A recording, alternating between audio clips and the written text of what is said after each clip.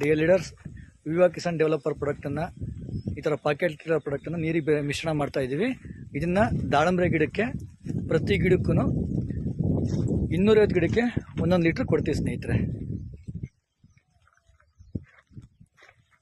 ಇದನ್ನು ಕೊಡೋದ್ರಿಂದ ಏನಾಗುತ್ತಂದರೆ ಮಣ್ಣಲ್ಲಿರುವಂತಹ ಗೊಬ್ಬರ, ಈಗ ಗೊಬ್ಬರ ಹಾಕಿದ್ದಾರೆ, ವಿತಿನ್ 20 to 30 ಡೇಸ್ ಒಳಗಡೆ ಡಿಕಾಂಪೋಸ್ಟ್ ಆಗಿ ಬ್ಯಾಕ್ಟೀರಿಯಾ ಕಲ್ಚರ್ ಆಗುತ್ತೆ.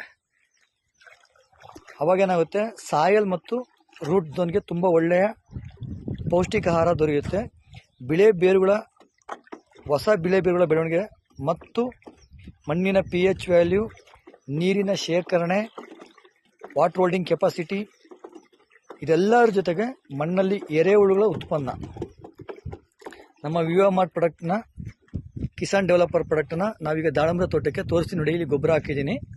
ಈ ಗೊಬ್ಬರದ ಮೇಲೆ ಪ್ರತಿ ಗಿಡಕ್ಕೂ ಈ ಕಡೆ 1 ಲೀಟ್ರು, ಆ ಕಡೆ 1 ಲೀಟ್ರ್ ಕೊಡ್ತಾ ಇದ್ದೀವಿ.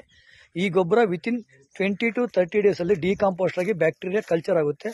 ಎರೆಹುಳುಗಳ ಉತ್ಪನ್ನ ತುಂಬ ಚೆನ್ನಾಗಿರುತ್ತೆ. ಮಣ್ಣಿನ pH ವ್ಯಾಲ್ಯೂ ಕೂಡ ಚೆನ್ನಾಗುತ್ತೆ.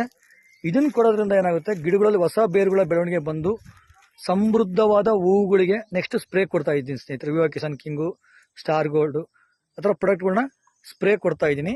ತುಂಬ ಇದನ್ನು ನೆಕ್ಸ್ಟ್ ನಾನು ಇಂತಿಂದ 30 ಡೇಸ್ ಕೂಡ ಇದೇ ತೋಟದ ಲಿಂಗಸೂರ್ ಹತ್ರ ಇರೋ ತೋಟ ಇದು, ನಮ್ಮ ವಿಶ್ವನಾಥ್ ಸರ್ ತೋಟ. ಹೂವು ಬಂದಿರೋ ವಿಡಿಯೋನ ನಾನು ನಿಮಗೆ ಮಾಡಿ ತೋರಿಸ್ತೀನಿ, ಮತ್ತು ಮಣ್ಣಿನ ಫಲವತ್ತತೆ ಯಾವ ಥರ ಆಗಿರುತ್ತೆ ಕೂಡ ಅದನ್ನು ಕೂಡ ನಿಮಗೆ ಮಾಡಿ ತೋರಿಸ್ತೀನಿ ಸ್ನೇಹಿತರೆ. Thank you so much.